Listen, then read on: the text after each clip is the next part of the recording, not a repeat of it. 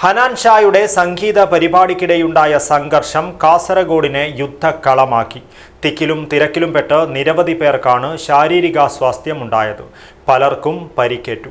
പരിഭ്രാന്തരായ സ്ത്രീകളും കുട്ടികളും ഉൾപ്പെടെയുള്ളവർ ഓടി രക്ഷപ്പെടുകയായിരുന്നു. പോലീസിന്റെ കൃത്യമായ ഇടപെടൽ ഉണ്ടായിരുന്നില്ലെങ്കിൽ വൻ ദുരന്തം തന്നെ കാസർഗോട്ടുണ്ടാകുമായിരുന്നു. സംഭവത്തിൽ സംഘാടകർക്കെതിരെ ടൗൺ പോലീസ് കേസെടുത്തു.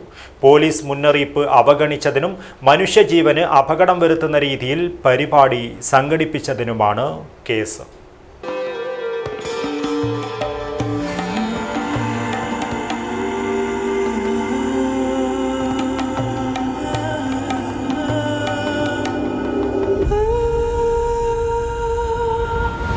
ചരിത്ര Vivah bridal collections by shopping weddings.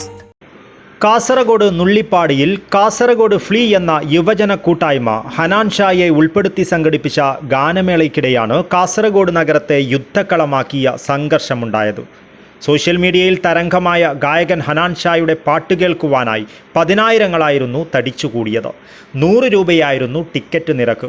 ഓൺലൈനിലുൾപ്പെടെ ticket എടുത്തിട്ടും അകത്തേക്ക് കയറുവാൻ കഴിയാത്ത ആളുകൾ തള്ളിക്കയറുവാൻ ശ്രമിച്ചതോടെയാണ് സംഘർഷാവസ്ഥ ഉണ്ടായത്.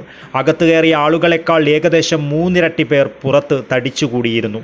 ഇതിനിടെ തിക്കിലും തിരക്കിലും പെട്ട നിരവധി പേർക്ക് പരിക്കേറ്റു. പലർക്കും ശാരീരികാസ്വാസ്ഥ്യമുണ്ടായി.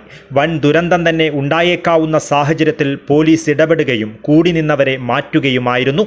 ജനങ്ങൾ പരിഭ്രാന്തരാകുകയും സ്ത്രീകളും കുട്ടികളും ഉൾപ്പെടെയുള്ളവർ പല ദിക്കുകളിലൂടെയായി ഓടി രക്ഷപ്പെടുകയുമായിരുന്നു.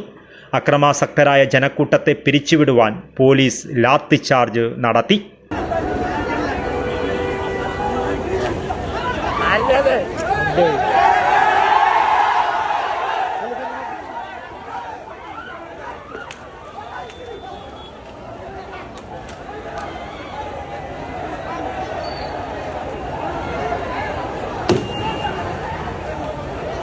എന്ത് ഭ്രാന്ത് കഴിക്കുന്നത്?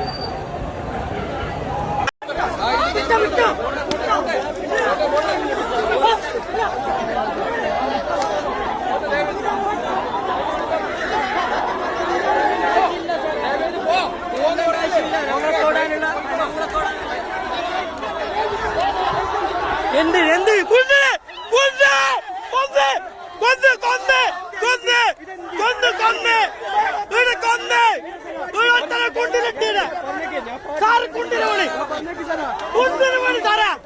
പോലീസ് ഇടപെട്ട് പരിപാടി നിർത്തിവെക്കുവാൻ ആവശ്യപ്പെട്ടതോടെ അകത്തും സംഘർഷാവസ്ഥയുണ്ടായി.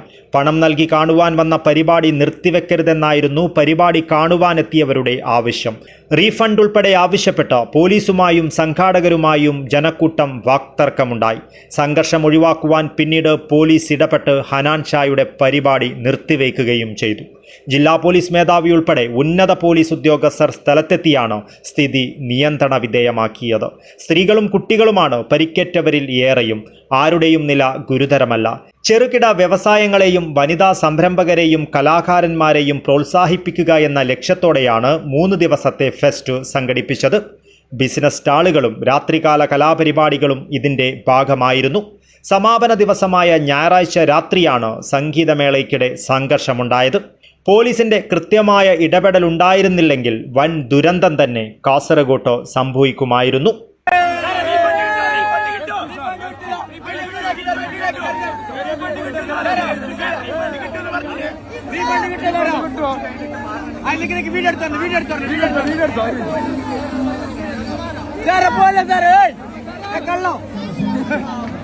സംഭവത്തിൽ സംഘാടകർക്കെതിരെ കാസർഗോഡ് ടൗൺ പോലീസ് കേസെടുത്തിട്ടുണ്ട്. സംഘാടകരായ 5 പേർക്കെതിരെയും കണ്ടാലറിയാവുന്ന മറ്റുള്ളവർക്കെതിരെയുമാണ് കേസെടുത്തിട്ടുള്ളത്.